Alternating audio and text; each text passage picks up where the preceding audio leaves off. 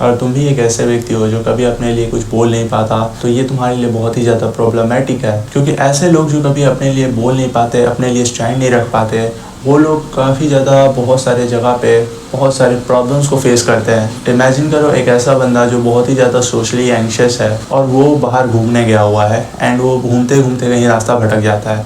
अब वो ऐसा व्यक्ति रास्ता पूछने से पहले भी 4 बार हिचकिचाएगा एंड ये चीज़ कहीं ना कहीं उसे बहुत बड़ा डिसएडवांटेज देती है। And on the other hand एक ऐसा बंदा जो बहुत ही ज़्यादा सोशली अच्छा है, उसे बात करने आती है, वो कभी भी किसी से कुछ पूछने में या बात करने में डरता नहीं है, वो अगर ऐसी सिचुएशन में फंस जाए तो वो सिंपली जाके किसी से भी रास्ता पूछ के उस सिचुएशन से इजीली बाहर आ जाएगा।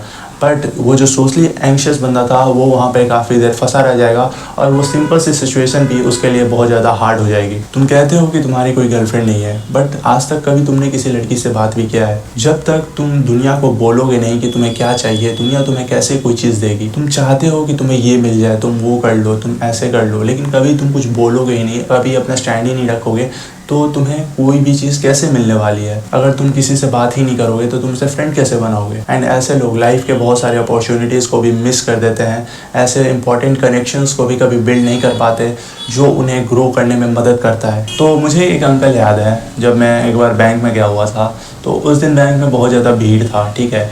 एंड वो अंकल एंट्री लेते हैं बैंक में एंड वो बहुत ज़्यादा पहले से ही फ्रस्ट्रेटेड थे एंड जब बैंक में इतने ज़्यादा भीड़ को देखते हैं तो और ज़्यादा फ्रस्ट्रेट हो जाते हैं।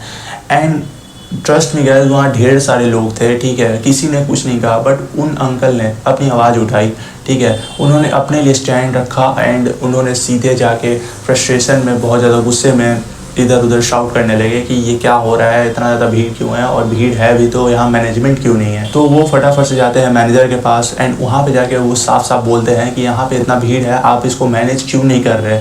तो वहाँ पे उस टाइम मैनेजर उनकी बातों को सुनता है एंड फटाफट से एक और काउंटर साइड में खुलवा देता है, जिससे कि वो अंकल फटाफट से लाइन में लग के सबसे पहले अपना कैश आउट निकाल के चले जाते हैं। अब इमेजिन करो वही अंकल एंट्री लेते हैं एंड वो भी सारे भीड़ की तरह वो भी वैसे ही लाइन में लगे रह जाते हैं, तो उनका भी बेनिफिट नहीं होता एंड ट्रस्ट मी, उनके वजह से जितने और लोगों को फ़ायदा हुआ वो भी फ़ायदा नहीं होता। अंकल ने अपना तो टाइम बचाया ही बचाया, साथ में और भी कई लोगों का टाइम बचा दिया उस दिन एंड उस दिन उनके कारण मेरा भी बेनिफिट हुआ था। मैं भी बहुत ज़्यादा पीछे लाइन में लगा हुआ था, बट उनके कारण मैं भी फटाफट से मेरा भी काम हो गया था। तो अपने लिए स्टैंड रखने से बहुत सारे फ़ायदे हैं, अपने लिए बोलने से बहुत ज़्यादा फ़ायदे हैं। World only rewards those who speak for themselves. Imagine करो कि तुम एक शॉप पे गए हो एंड वहाँ पे तुम्हें बहुत ही अच्छा एक टॉय पसंद आया है एंड तुम वहाँ पे जाके शॉपकीपर के सामने बस खड़े हो, तुम उससे बोल ही नहीं रहे कि भाई मुझे तुम वो टॉय ला के दो, मुझे वो अच्छा लग रहा है, मुझे वो खरीदना है,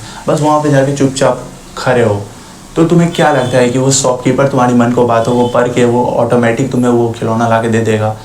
ऐसा नहीं होने वाला है। तुम्हें अगर कोई चीज़ चाहिए तो तुम्हें उसके लिए बोलना पड़ेगा, तुम्हें वहाँ पे जाके शॉपकीपर को बताना पड़ेगा कि तुम्हें वो टॉय पसंद है, तुम उसे ला के लो।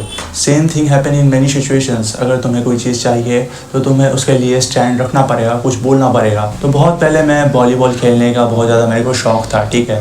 तो मैंने एक लड़की को देखा था जो वॉलीबॉल खेलता था एंड वो मेरे आस पड़ोस में ही रहता था। तो एक दिन वो मेरे बगल से जा रहा था, ठीक है, एंड उस टाइम पे मुझे सोशल एंग्जाइटी इतना ज़्यादा था कि मैं उनसे बस सिंपल सा एक आसान सा क्वेश्चन नहीं पूछ पाया कि भाई तुम वॉलीबॉल कहाँ पे खेलते हो और क्या तुम मुझे भी खिला सकते हो। एंड उस चीज़ के कारण मैं आज तक कभी वॉलीबॉल खेल ही नहीं पाया। बट इमेजिन करो कि उस दिन मैंने उसे अप्रोच करके उससे बस ये सिंपल सा क्वेश्चन पूछ लिया होता तो आज मैं वॉलीबॉल खेल रहा होता और मेरे कई सारे अच्छे नए दोस्त भी होते। तो ये सारी चीज़ें हैं, एक सोशली एंग्शियस बंदे को बहुत ज़्यादा डिसएडवांटेज देती है। तो इसीलिए तुम्हें ये हैबिट बनानी है कि जब भी अगर तुम बाहर जाओ और कोई भी सिचुएशन में फंसो या कोई भी सिचुएशन हो तुम्हारे साथ, तो तुम्हें अपने आसपास के लोगों से बात करनी आनी चाहिए।